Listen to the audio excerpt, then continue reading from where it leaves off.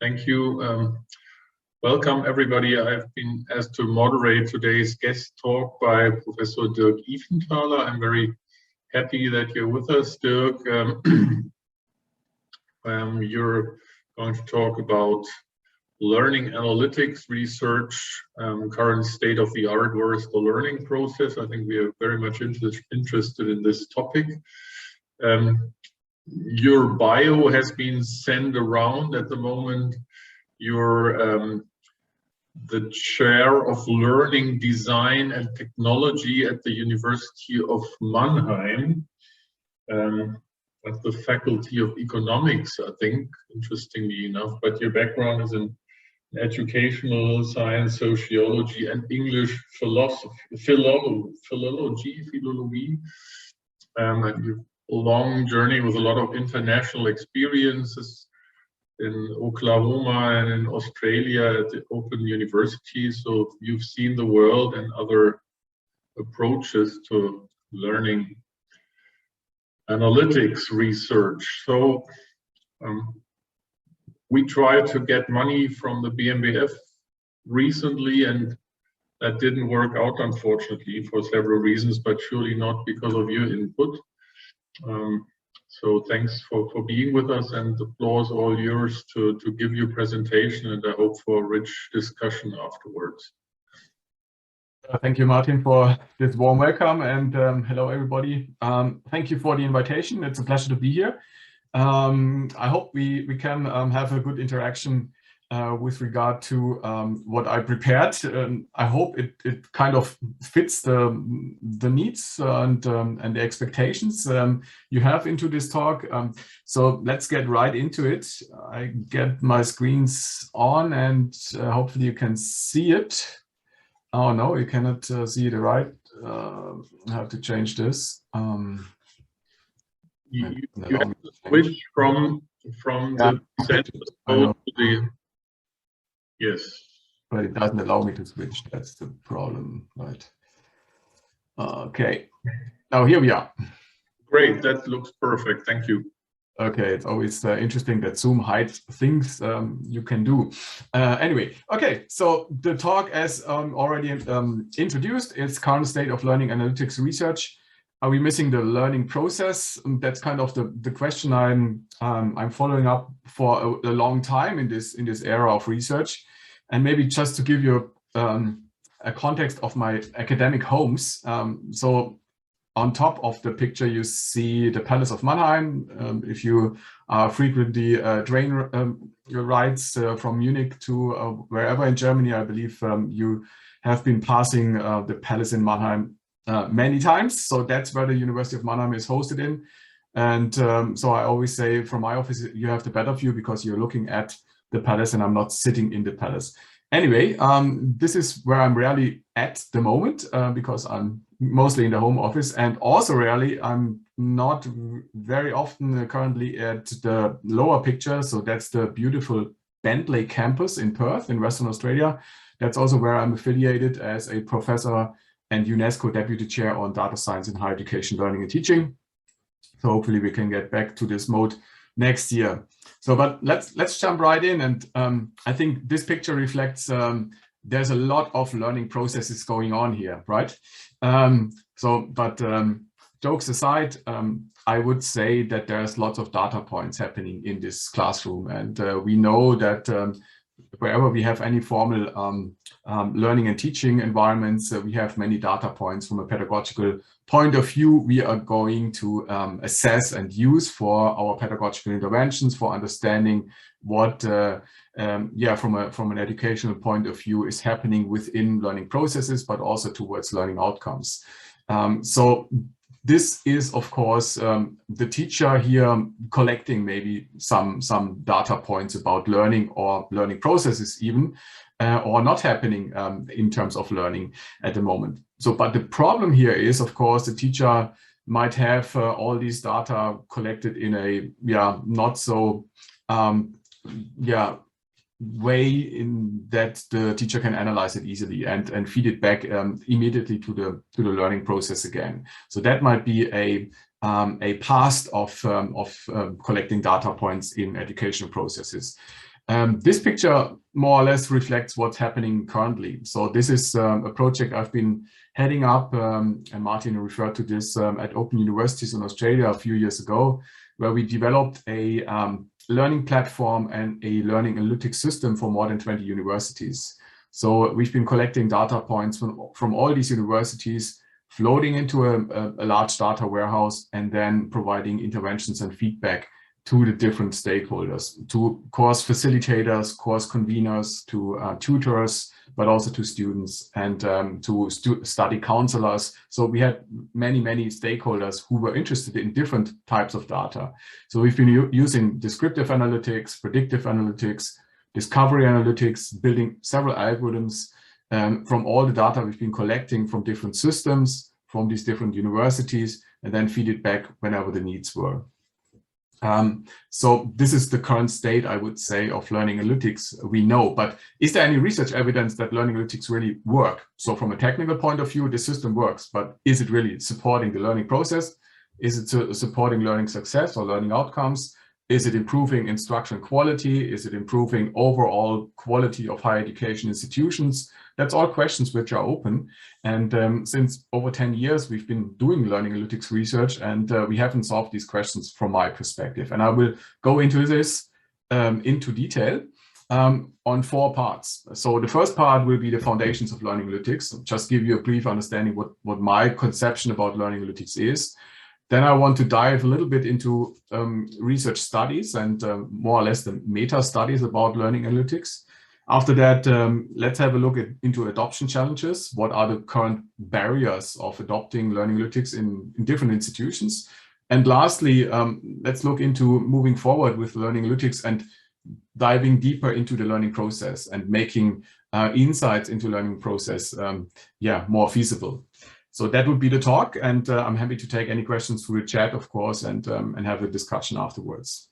So as you all know, I think learning analytics evolved from the increased opportunities to collect and make use of data, as I've shown before, about learning and learning contexts. And I think that's an important piece, which this picture of the teacher in the classroom also has involved in collecting data points, because the learning context is very meaningful here as well. So is the teacher really collecting data from a class who is calm and has a good classroom management and good classroom climate, or is it like a chaotic class which has, of course, a different setting?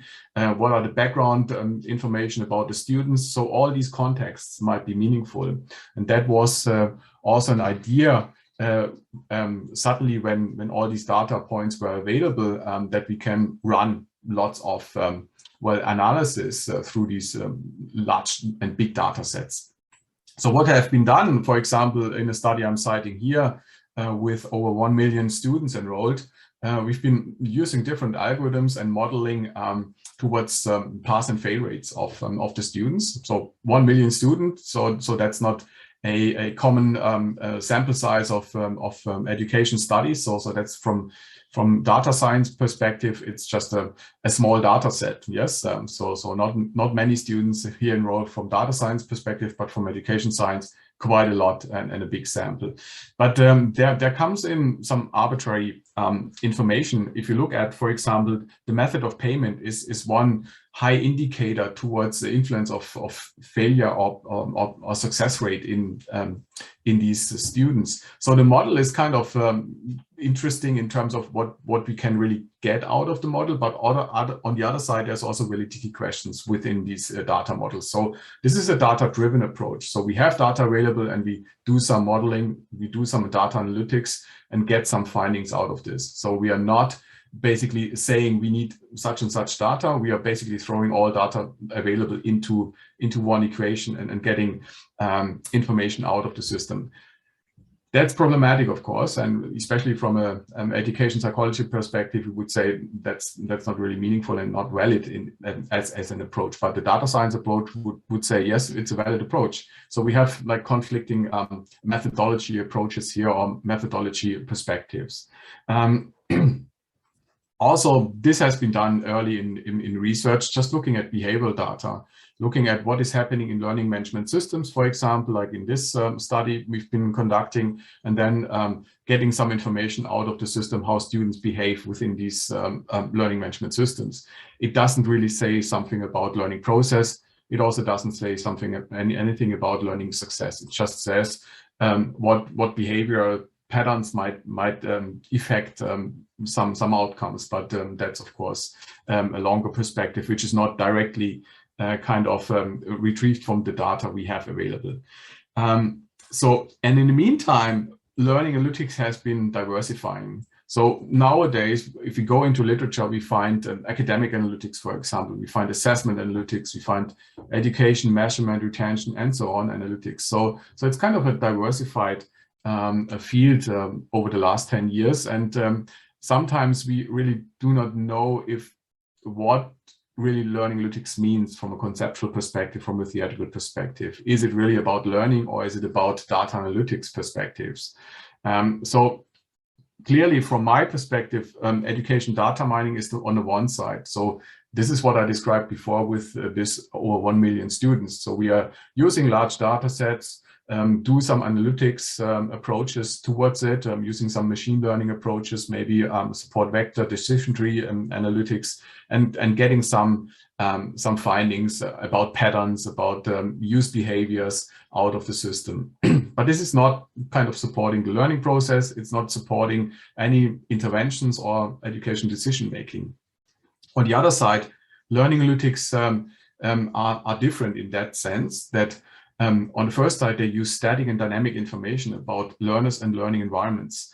And especially the dynamic information is what can be reflected towards the learning process, because we are collecting data in real time and see if changes are happening throughout the learning process. And maybe then after assessment or analyzing the data, we can build some modeling, some predictions, and of course also some support or interventions towards the learning process. So that's a different perspective than the education data mining perspective.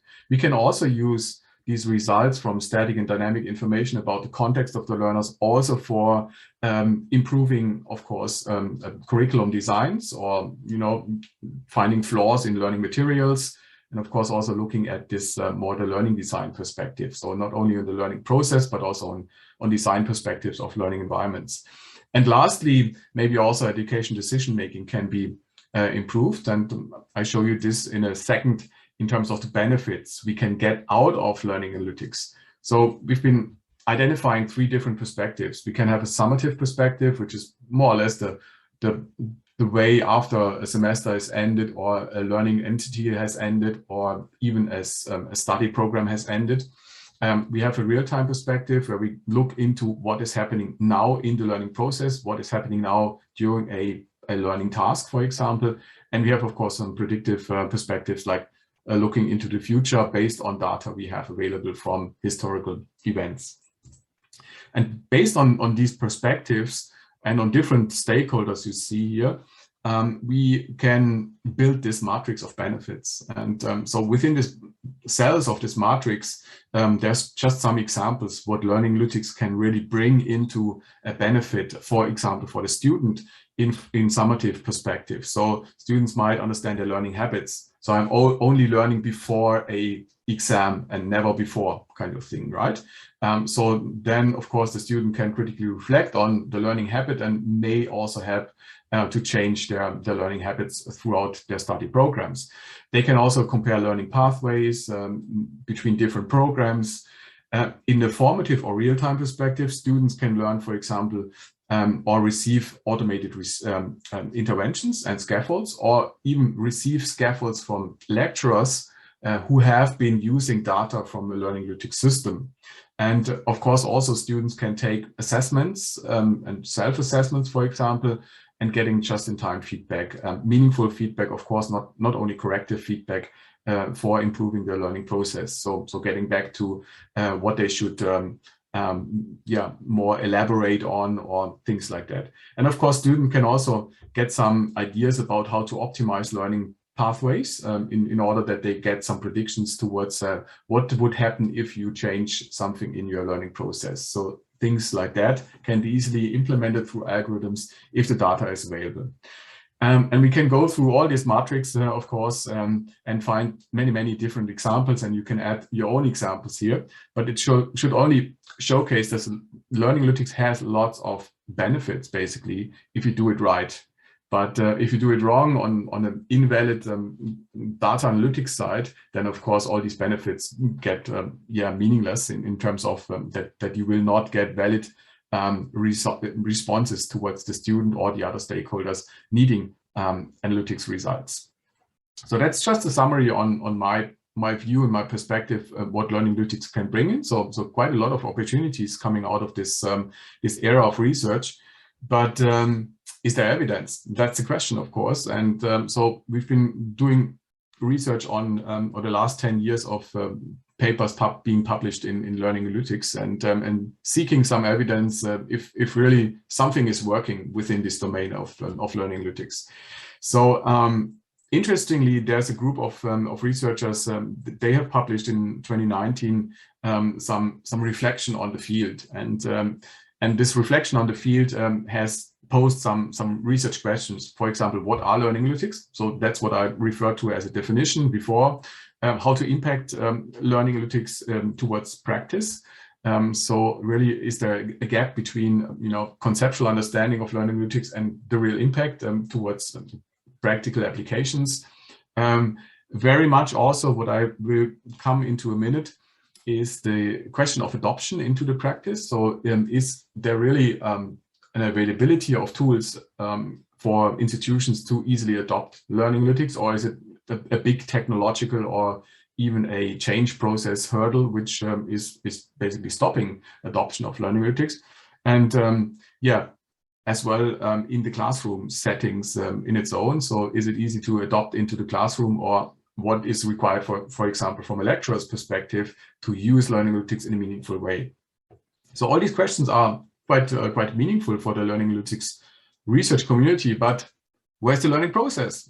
So there's no question about learning process and of course also not about learning success and outcomes. So that's missing in this contribution. There's also some reflections on the state of the art of learning analytics research here from a group from the United Kingdom. They have been reviewing learning analytics projects being done worldwide in the 2010s to 2016s. And as you can see here, most of the studies in the US, they are focusing on student at risk, at dropout issues of institutions. Also in the UK, there's similar things happening towards retention program of students, because they are all tuition-based universities, of course. So they want to have their students keeping in their institution because they pay the tuitions and they pay, in the end, the university. There's also the project I've been doing at Open University Australia, reflected here, building personalization and adaptation towards recommendations of individual students. So that's more moving into the learning process, as you see, but that's one of the only examples here. So again, if you reflect on the research findings here, Sklatter and colleagues have been presenting, again, the learning process is really missing. But we can dive deeper into meta-analysis or meta-studies like systematic reviews here. And I've been trying to bring all these studies into a chronology. And as you can see here, 2014, there was a systematic literature review done with 40 studies involved, focusing on practices of education data mining. There was in 2016, 66 studies involved, also focusing on findings coming out of learning analytics studies.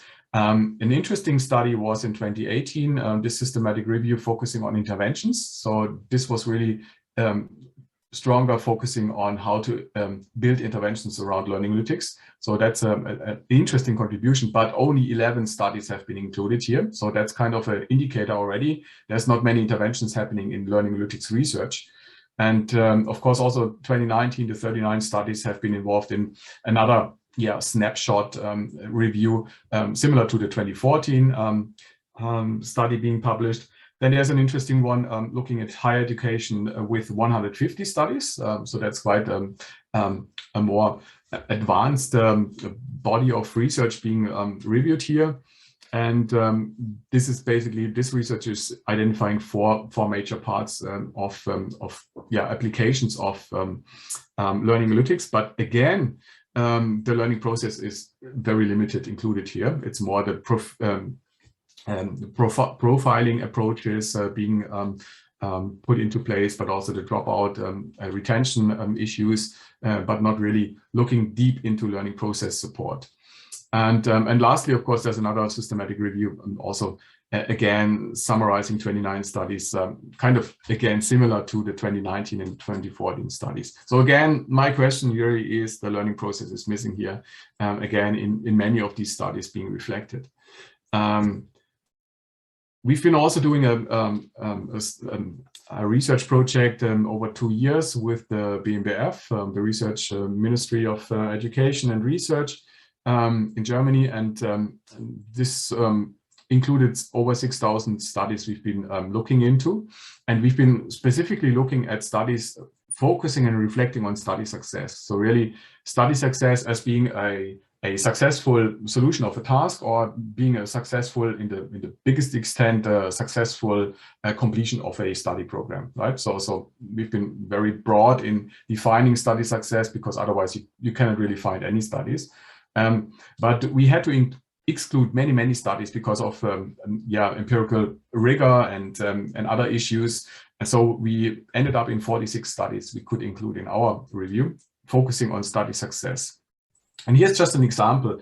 In overall, the sample size of all the studies we've been looking at, the 46 studies, was 15,000 participants in average.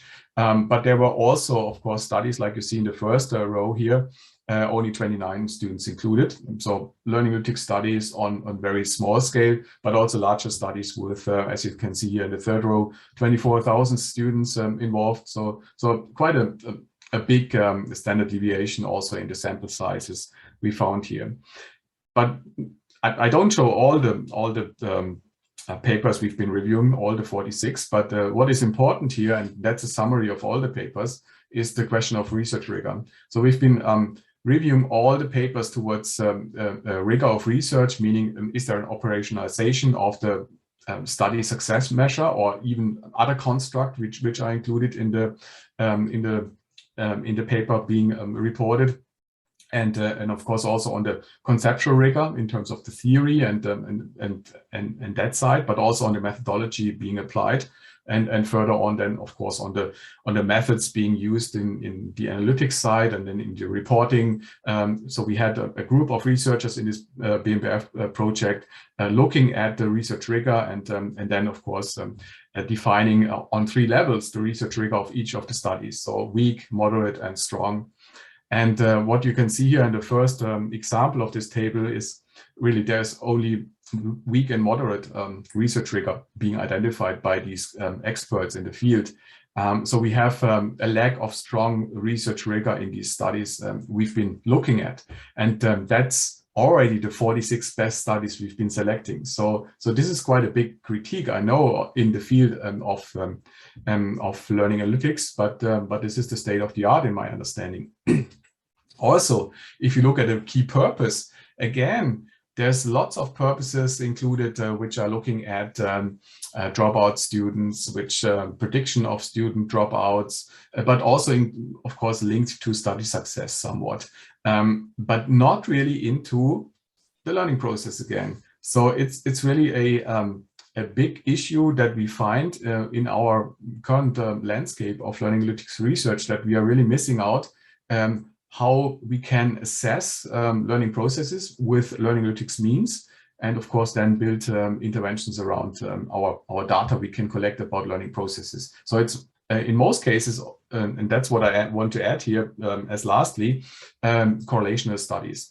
You can see here in the second last column, interventions are mostly not available. So there are not many intervention studies being conducted. It's mostly correlational studies, and they are of course also limited in terms of causality. And that's another big issue in my understanding in the learning analytics domain at the moment. We've been doing a post-hoc analysis of these studies and identified the indicators, the data profiles out of these studies. And mostly the data profiles stem from the background information of students. So that's, as you see in this student profile, prior academic performance, demographic background, socioeconomic status, academic goals, like motivation, interest variables. So all data from students' self-report, or even from statistics about student enrollments. So that's the student profile, which is one big data source.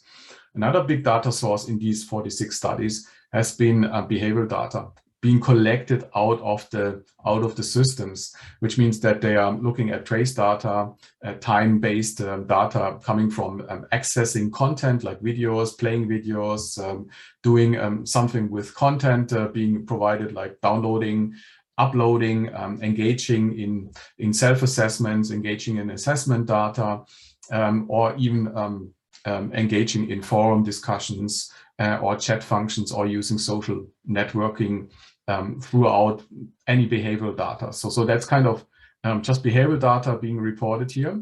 And again, this is of course not the learning data. It's just how students behave within the context of their learning environments. And lastly, we've been also interested in is there any curricular data being included into these learning analytics studies, and we only find a few in terms of course characteristics or course surveys being linked to the curriculum or the design of the course. So the context is really here missing, despite context is often reported as this has been a study in a course focusing on engineering students in the first semester, something like that. That's the only context most studies provide, but not deeper into what is the concept about learning and how is learning sequenced, and aspects like this are missing. And these would be important indicators in order to reflect on learning processes again. So that's what we are missing as well here. So that's the major source anyway, the learning profiles. So what is coming out of this reflection, and maybe critical reflection on research in learning analytics, is that indicators for learning analytics need to include, on the one side, reactive data. So that's data, of course, which students directly report. So that might be also self-report data, or even assessment data. So that's all being reactively collected. So the student knows about data collection is happening.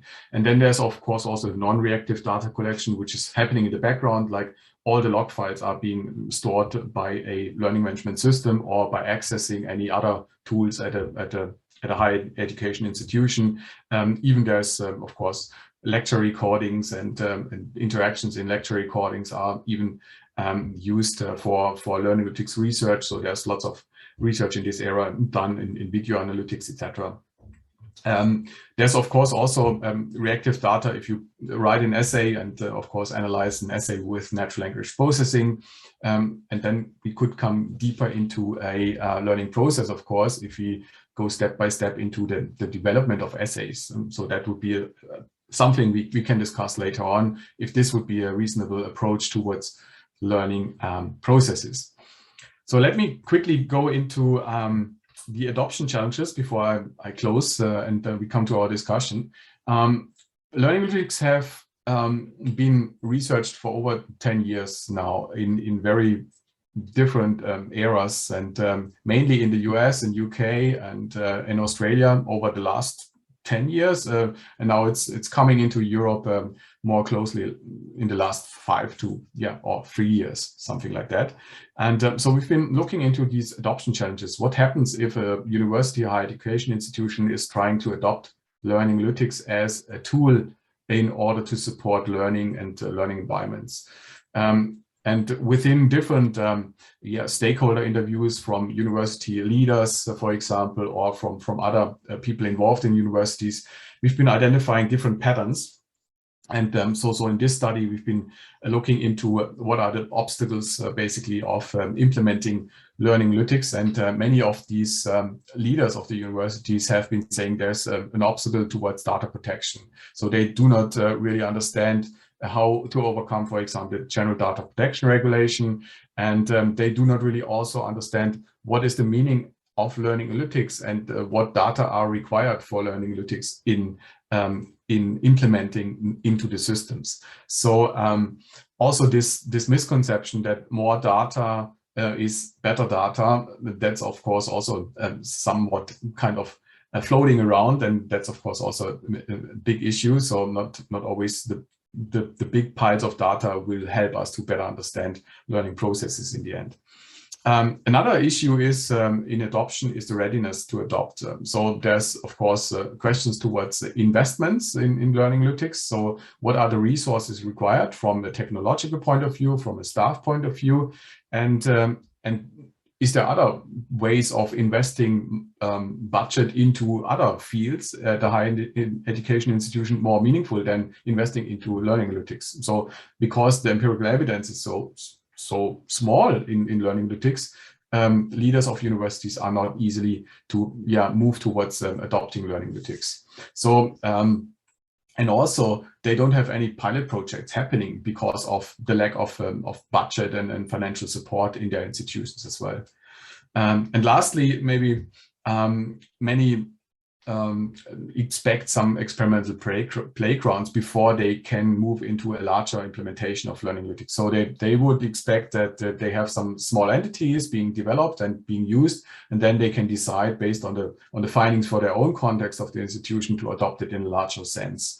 So again, these challenges are kind of the implementation challenges, and they want to fully understand, of course, what learning analytics really mean, and how they can support teaching staff, but also, of course, the students.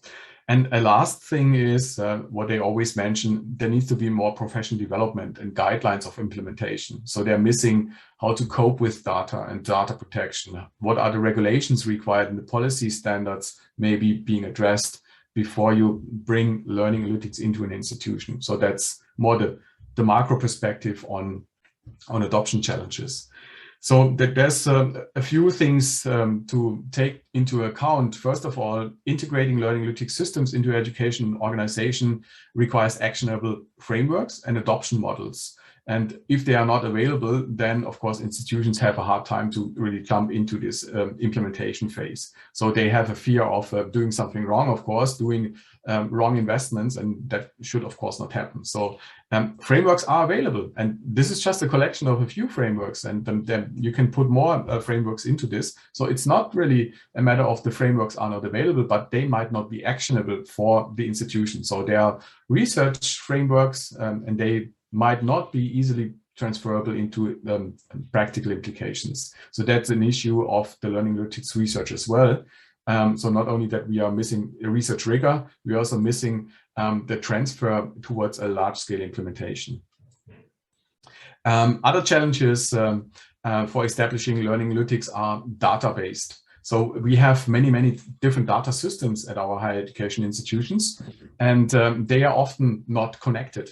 So you have a database for the student enrollment, you have a database for the student assessment and certifications, you have a database for the learning management system, and you have a database for such and such, and the library has a database, and so on and so on and so on.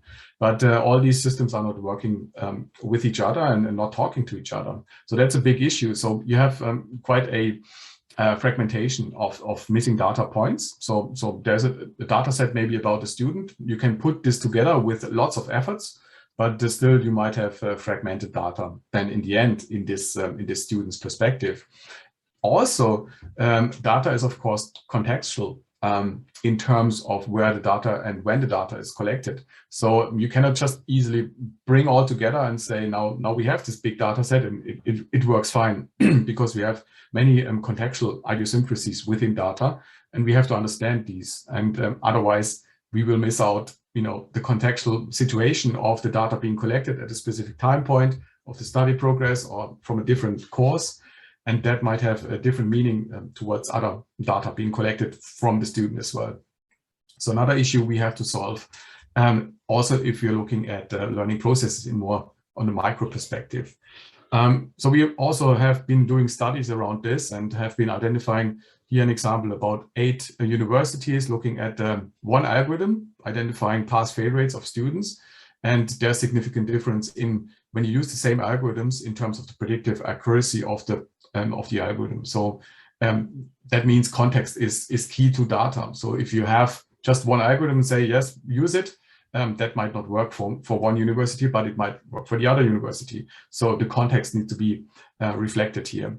Also for the different areas of study, we've been doing a similar approach. Again, same algorithm in the different study areas, and again, different predictive or significant different predictive accuracy. Again, there's issues around this which need to be resolved. The context is really meaningful whenever you build some learning analytics approaches. And lastly, there remains a lack of systematic and holistic adoption of learning analytics in organization. And that's what we found in over 150 international institutions, a lack of capabilities on the staff side, but also there's a lack of capabilities on the technological side. As I said before, data warehouses are not talking to each other. They don't have interactive dashboards. They don't have automated scoring systems and other help functions.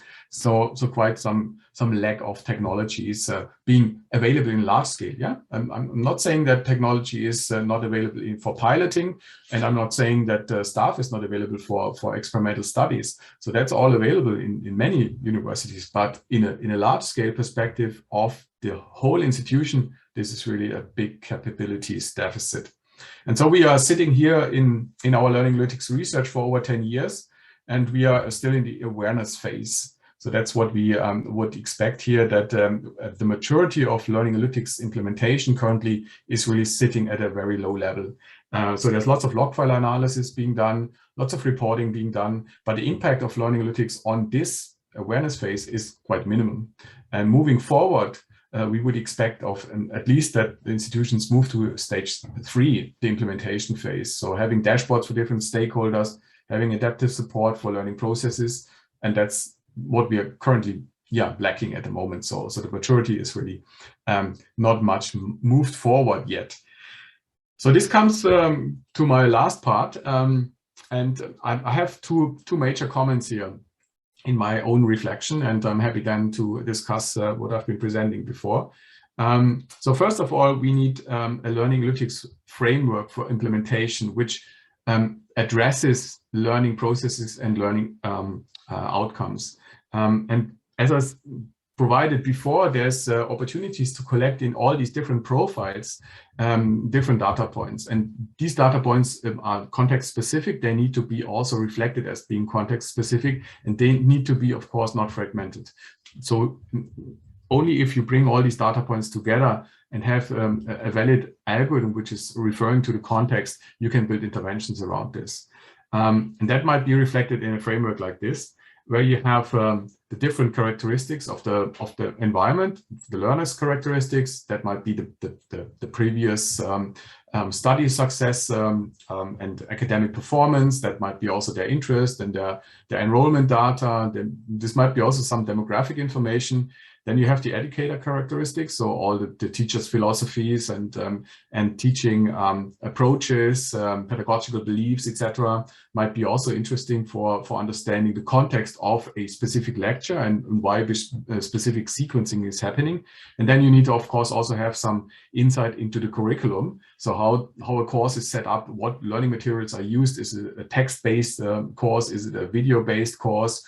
Is it a combination of face-to-face and online lectures, and so on and so on. So there's many various approaches, of course. Is it a problem-based course? Is it a project-oriented course? Is it using argumentation structures? Is it collaboratively settings, or is it just a individual oriented learning process you're looking at? So this can be all sitting into the curriculum if it's done right and if it's stored in a right way as well. So the analytics system can retrieve all this information you would require. And all this feeds into the learning environment where the actual interactions is happening with the materials being provided, but also the interactions happening, of course, with the learning components, which are the materials, and the assessment components, which are reflecting basically towards learning processes, small-scale sequenced learning processes, or even learning outcomes of a full course, or even a part of a course, a semester's lecture, daily perspective on processes, etc., etc. And all this data can be then fed into the analytics engine and can build some personalization and adaptation. Some of them can be fully automated, so that's this green arrow. But this has been discussed also highly in learning analytics research. This has limitations because the acceptance of fully automated interventions are limited because they are kind of not feeling valid and of course not including a human communication process.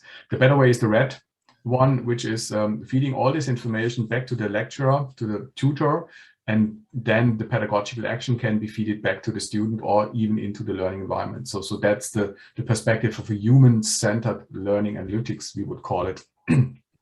So an interesting part, if you're talking about learning analytics, is kind of looking into the heart of this learning environment and understanding how we can define and collect data from the learning components and the assessment components in such a way that we build a loop of data flow.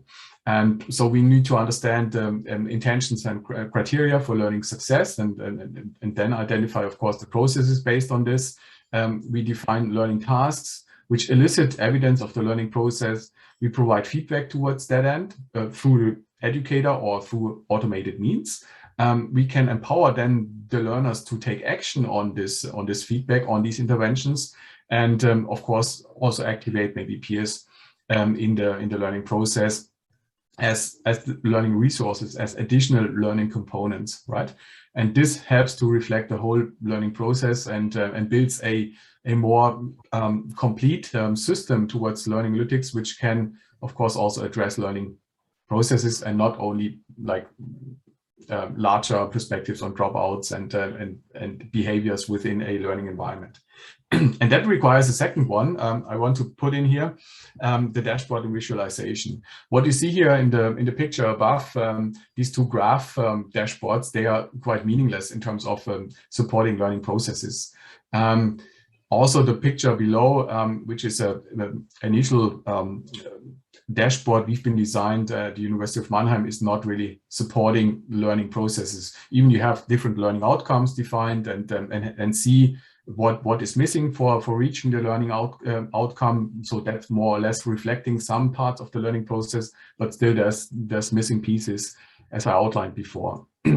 Something we have been developing, which goes a little bit into the direction of a dashboard which can support learning processes in a deeper way, is this dashboard example from Open Universities Australia, where we have dynamic content recommendations toward the current state of the learning process. We have constant self-assessment possibilities, also reflecting the current learning process. We have visual signals, which also reflect some learning process aspects, and we highlight social interactions, which might also help to jump into a social collaborative setting whenever I'm stuck in my learning process. So all these features are linked to the learning process and not to dropout perspectives or something like that. So that might be a further opportunity to dive into dashboard designs from a more learning science perspective rather than from a computer science perspective, which is reflected up here on these graphs, which are easy to do, but they are meaningless for the learning process. So that concludes my short presentation for today, and I'm happy to have a discussion on the lack of rigorous empirical research I've been presenting today. Sorry for being so negative, but that's what we have currently. But on the other side, I think there's lots of opportunities coming out of if we do it right. And if we combine different perspectives, not only from the data science perspective, but also a more learning scientist-driven perspective. And I'm hopeful that we can move forward in the next few years towards a more rigorous finding, also focusing stronger on the learning process. So that's for me from the formal side, and I'm happy to take any questions or have a discussion with you. Thank you very much, Dirk. That's, I think, a very profound and rich contribution to our discussion, and I think you very impressively summarized the state of the art and what we should and could be doing.